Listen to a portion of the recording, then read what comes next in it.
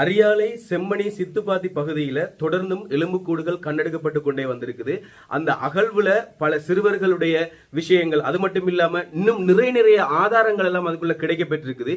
இன்னும் எத்தனை வரலாறுகள் அதுக்குள்ள புதைந்திருக்குது அப்படின்றது தெரியல. இன்னும் எத்தனை எலும்புக்கூடுகள் கண்டெடுக்கப்பட போறாங்களோ அப்படின்ற விஷயங்கள் தெரியல. அதாவது நேற்றைய தினம் பாத்தீங்களா இருந்தா 2025 7ஆம் மாதம் 7ஆம் திகதி நேற்றைய தினம் நீங்க பாத்தீங்களா இருந்தா யாழ்ப்பாண் நீதவான் நீதிமன்றத்தின் நீதிபதியான ஆனந்தராசா அவர்களுடைய முன்னிலையில தொல்லியல் பேராசிரியர் ராஜ் சோமதேவ் அவர்களும் அதோட சட்ட வைத்திய நிபுணரான செல்லையா பிரணாவன் இவர்கள் எல்லாம் பங்கேற்று நேற்றைய தினம் அகழ்வாராய்ச்சி மேற்கொண்ட சந்தர்ப்பத்தில் மொத்தமாக பாத்தீங்களாக இருந்தா நேற்று வரைக்கும் 12வது நாளாக நேற்றைய தினம் அகழ்வாராய்ச்சி செய்யப்பட்டு கொண்டு வந்திருந்துச்சு.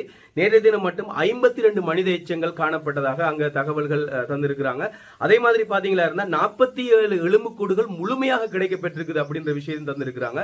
அதோட இந்த எலும்புக்கூடுகளை யாழ்ப்பாண பயோ ஃபெக்காலிட்டிக்கு அனுப்பி இதை பரிசோதனை செய்து அதோட ரிசல்ட் பாக்குறதுக்காக வேண்டி அதை பரிசோதனைக்காக அனுப்பி வச்சிருக்காங்க.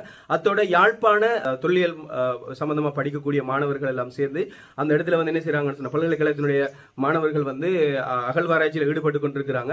இன்றைக்கு 13வது நாளாக இன்றைய நாள் அமைந்திருக்குது.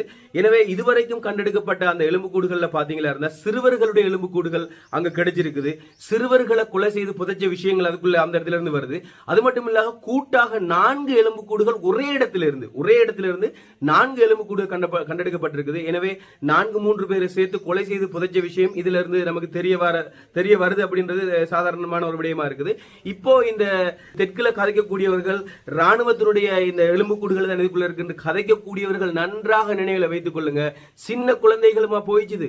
அது மட்டும் இல்லாம மாலை கிடைச்சிருக்குது, பொலித்தீன் கிடைச்சிருக்குது, அதே மாதிரி பழைய நாணயங்கள் கிடைச்சிருக்குது. அப்ப அந்த நாணயங்கள் அதெல்லாம் சின்ன குழந்தைகளா அங்க துப்பாக்கி தூக்கி இது செஞ்சு 18 வயசு பூர்த்தியாகாத 10 வயசு 7 வயசு 8 வயசு அந்த மாதிரி பிள்ளைகளா யுத்தம் செஞ்சு அந்த காலத்துல இல்லதானே.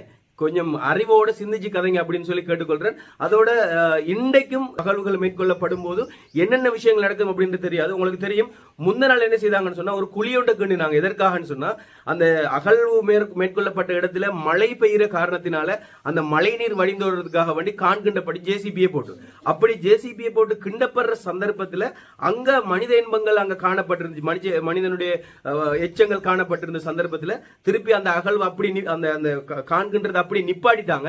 ஏன்னு சொன்னா அந்த பகுதியை அகழ்வு செய்யும் போது இன்னும் கிடைக்கும் சொல்லி அதுல ஒரு பகுதியை அகழ்ந்து இருக்கிறாங்க.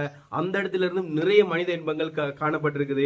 எனவே இன்னும் எத்தனை உள்ள இருக்குதோ தெரியல.